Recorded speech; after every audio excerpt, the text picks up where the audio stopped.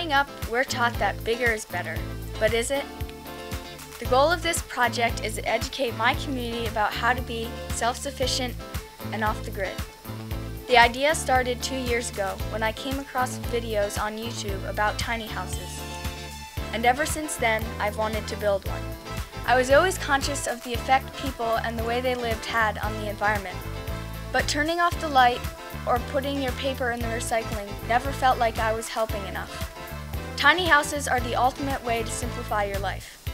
Can you imagine how much less carbon dioxide you would be putting into the atmosphere with a 120 square foot house opposed to a 2,500 square foot house?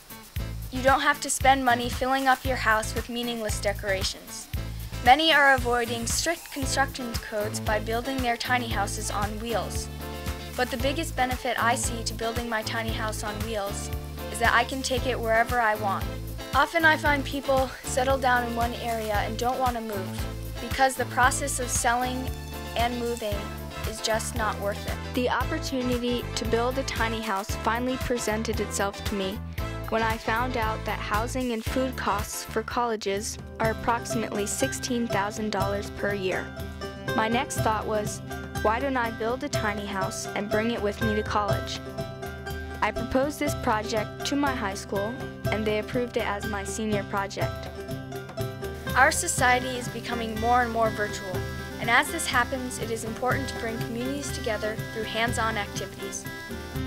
Last summer, I hosted workshops at my garden I created for the community as part of my Girl Scout Gold Award project. This experience has helped me make valuable connections that will support me throughout this project. During the building process, I will be hosting workshops open to people in my community about the building basics. I want to share my knowledge of this project and expose people to sustainable living. My tiny house will include a loft bedroom, bathroom with composting toilet, kitchen, and living room. The tiny house will be powered by solar panels. Please join me and together, let's build a tiny house. Thank you.